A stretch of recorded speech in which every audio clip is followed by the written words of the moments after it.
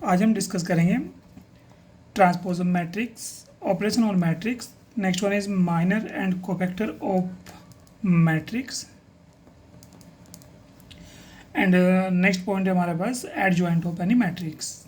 तो चलिए हम हमारा पहला टॉपिक है ट्रांसपोज ऑफ मैट्रिक्स। तो स्टूडेंट हम लोग यहाँ पे क्या करते हैं, सपोज दैट हमारे पास कोई मैट्रिक्स है और मैट्रिक्स कोई भी मैट्रिक्स ले लीजिएगा आप, A1 B1 C1, A2 B2 C2, A3 B3 C3।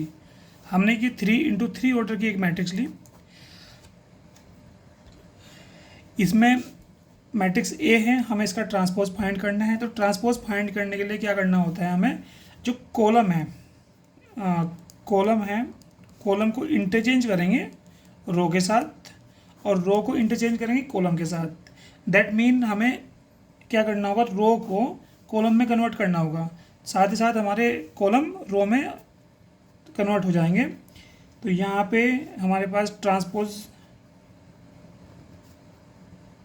Transpose of matrix A is equal to, भाई रो क्या है हमारे पास, A1 B1 C1, तो ये बन जाएगा column A1 B1 C1।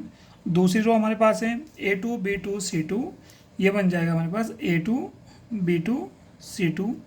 Third row हमारे पास है A3 B3 C3, अब ये कन्वर्ट हो जाएगी कॉलम में A3 B3 C3। तो ये हमारे पास एक नई मैट्रिक्स बनी जिसको हम बोलेंगे ट्रांसपोज ऑफ मैट्रिक्स। और मैं आपको बता दूं इसको डिनोट किससे करते हैं, डिनोटेड बाय a की पावर t और a डैश। हम यहाँ पे a to the power t और a डैश से इसको डिनोट करते हैं ट्रांसपोज ऑफ मैट्रिक्स को। बहुत ईजी है। इसको लेके ट्रांसपोज के लेके दो कंडीशन है। नंबर 1 है सिमेट्रिक मैट्रिक्स और दूसरा है हमारे पास स्क्यू सिमेट्रिक मैट्रिक्स।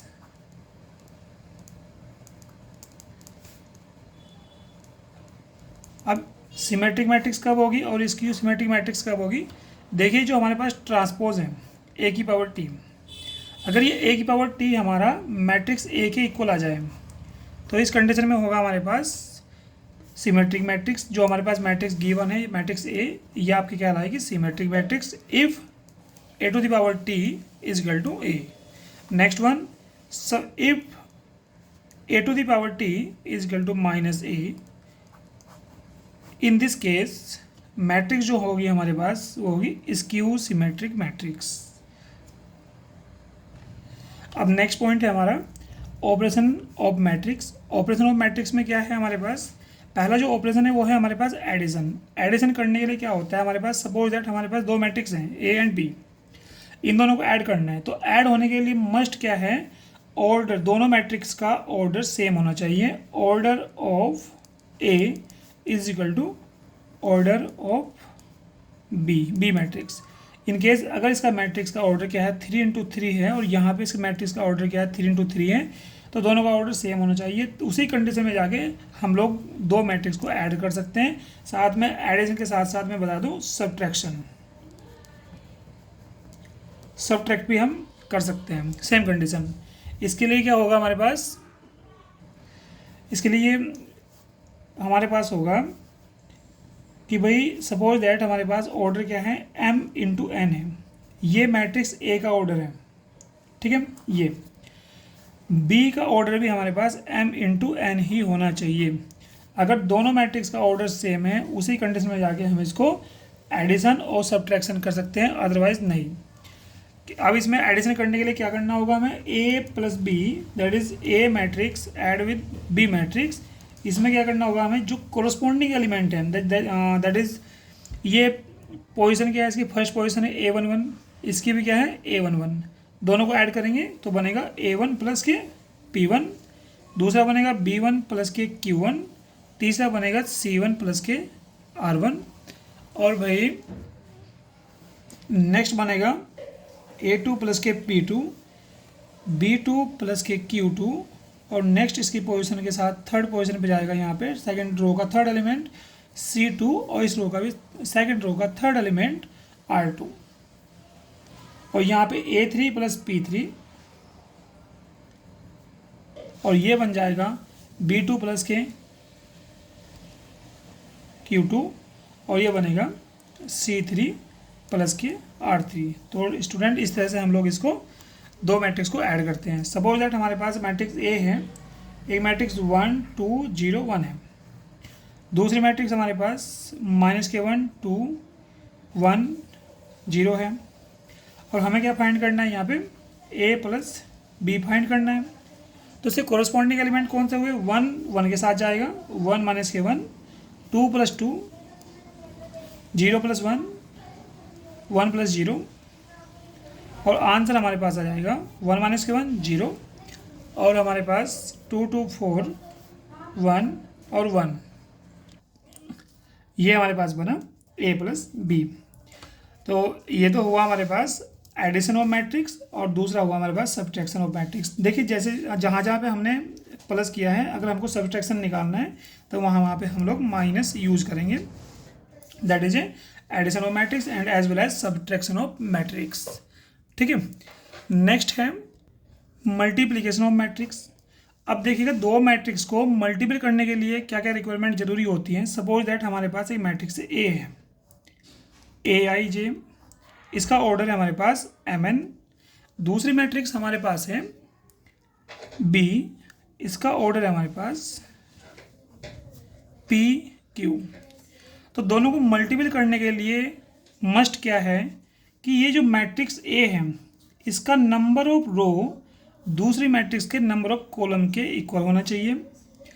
सिमिलरली इसका नंबर ऑफ कॉलम दूसरी मैट्रिक्स के नंबर ऑफ रो के इक्वल होना चाहिए।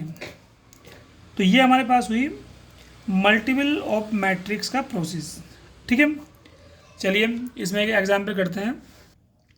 एग्जांपल है हमारे पास मैट्रिक्स ए है, वही जो मैट्रिक्स ए है इसका ऑर्डर कितना है भाई, इसका ऑर्डर है हमारे पास 2 × 3, भाई 2 रो हैं और 3 कॉलम है, और इसका जो ऑर्डर है वो क्या है 3 × 2। तो मैं यहाँ देख रहा हूँ कि 2 है जो वो इसके कॉलम के इक्वल है, और ये जो नंबर ऑफ कॉलम है इसके नंबर ऑफ रो के इक्वल है। तो इन दोनों को हम ईजिली मल्टीपल कर सकते हैं। कैसे, AB, भाई जब मल्टीपल को डिनोट करेंगे AB से डिनोट करेंगे तो ये हमारे पास आएगा 1 2 3 0 1 2, और यहाँ पे जो मैट्रिक्स आएगी 5 1 2 0 3 3। ओके, चलिए मल्टीपल करते हैं। तो यहाँ पे मैट्रिक्स ए की हम पहली रो लेंगे और मैट्रिक्स बी के पहले कॉलम में मल्टीपल करेंगे। कैसे, मैट्रिक्स ए का रो का फर्स्ट एलिमेंट क्या है 1 है, तो भाई 1 लिया, इस 1 की इस मैट्रिक्स के कॉलम के पहले एलिमेंट को मल्टीपल करेंगे, प्लस 2 की सेकंड एलिमेंट से मल्टीपल करेंगे, प्लस थर्ड एलिमेंट की इस कॉलम के थर्ड एलिमेंट से मल्टीपल करेंगे। अब नेक्स्ट प्रोसेस आगे यही सिमिलरली चलता रहेगा। वह इस रो की इस कॉलम के साथ मल्टीपल करेंगे, पहले हमने फर्स्ट कॉलम के साथ मल्टीपल किया, अब इस रो को हम सेकंड रो कॉलम के साथ भी मल्टीपल करेंगे। कैसे, 1 की 1 के साथ मल्टीपल, प्लस 2 की 0 के साथ मल्टीपल, प्लस 3 की 3 के साथ मल्टीपल। सिमिलरली जैसे हमने फर्स्ट रो की मल्टीपल पहले कॉलम के साथ की, फिर दूसरे कॉलम के साथ की, अब हम दूसरी रो की A2 की जो दूसरी रो है R2 की मल्टीपल भी हम सिमिलरली दोनों कॉलम के साथ करेंगे। पर 0 × 5 प्लस 1 × 2 प्लस 2 × 3, और भाई अब 0 की मल्टीपल 1 में कीजिएगा, 0 × 1 1 × 0 1 × 0, बीच में फिर प्लस लेंगे, और 2 × 3। अब इसको सिंप्लीफाई कीजिएगा, ये हुआ हमारे पास 5 + 4 + 9 1 + 0 + 9 0 + 2 + 6 0 + 0 + 6, और ये हमारे पास बनेगा, ये बनेगा हमारे पास 18 10 8 और ये 6। तो इस तरह से हम दो मैट्रिक्स का मल्टीप्लिकेशन निकाल सकते हैं, दो मैट्रिक्स का मल्टीप्लिकेशन।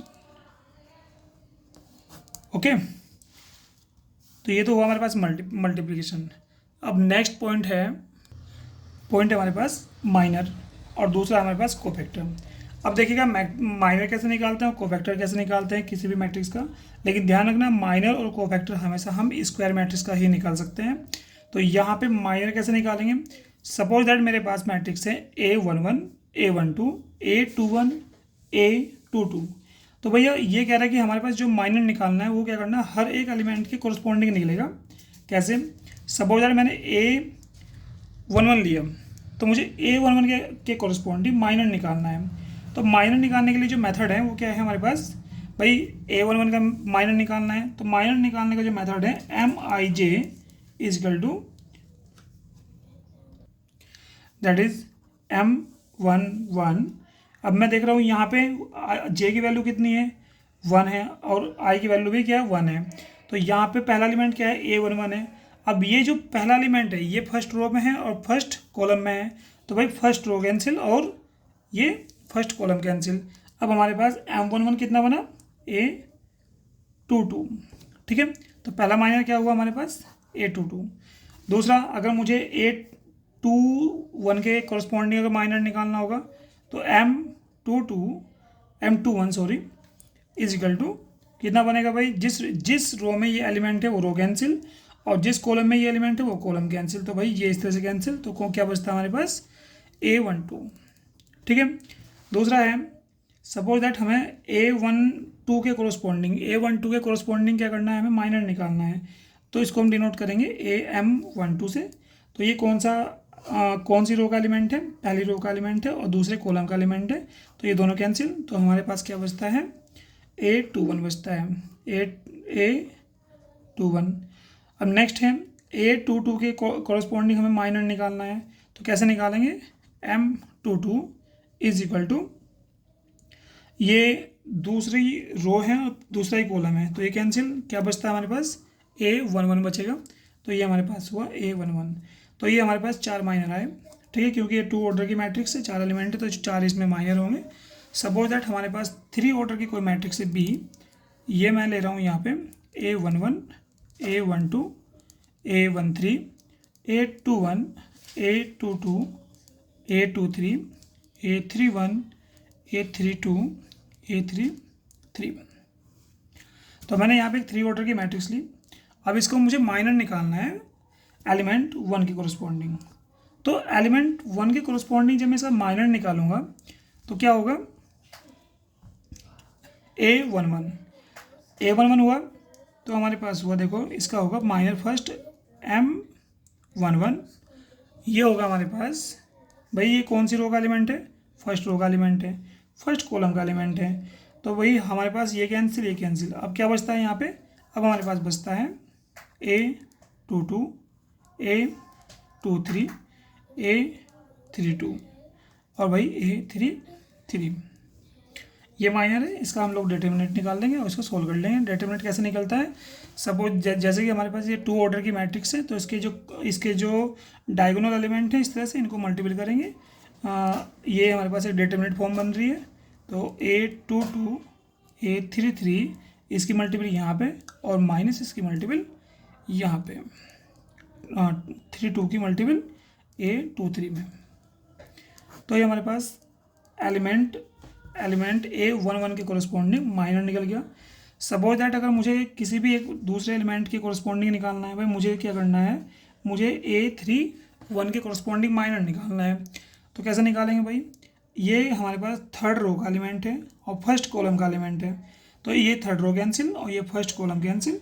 तब हमारे पास क्या बचता है, M31, क्योंकि हम जो माइनर दिखाएंगे, क्योंकि जो एलिमेंट की जो पोजीशन है वो 31 है, तो मैंने इसको M31 से डिनोट किया। तो मेरे पास क्या बचता है, यहाँ पे ये कॉलम कैंसिल और ये रो कैंसिल, क्या बचता है A12 A13 और दूसरा A22 A23। इसका डिटरमिनेंट सोल्व कर दीजिएगा।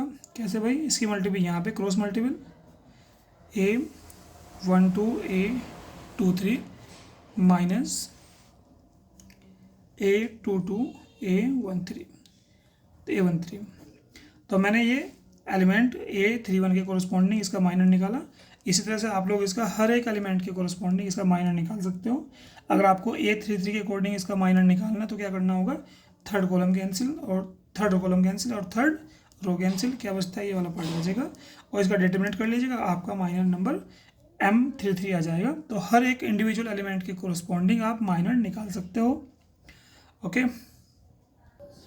अब नेक्स्ट टॉपिक है हमारे पास कोफैक्टर। कोफैक्टर कैसे निकालते हैं, सपोज दैट हमारे पास कोई मैट्रिक्स है, ये मैट्रिक्स हमारे पास है A11 A12 A21 A22। अब मुझे क्या करना है, इसका कोफैक्टर निकालना है। तो कोफैक्टर निकालने के लिए पहले मैं बता दूं मेथड होता है CIJ इजकल टू -1 की power I plus J into MIJ। MIJ क्या है, यहाँ पे माइनर है। तो भाई ये अब हमें इसके कोफैक्टर निकालने हैं। तो कोफैक्टर निकालने के लिए क्या करना होगा, हमें पहला एलिमेंट लेना है। तो A11 के कोरस्पॉन्डिंग हम क्या निकालेंगे, कोफैक्टर निकालेंगे A11 का। तो इसके लिए क्या करना पड़ेगा, पहले इसका माइनर निकालेंगे। चलो भाई A11 का निकालते हैं। तो पहला क्या है C11, क्योंकि पहली पोजीशन क्या है 1 1 है, I की वैल्यू कितनी 1 है, J की वैल्यू कितनी 1 है।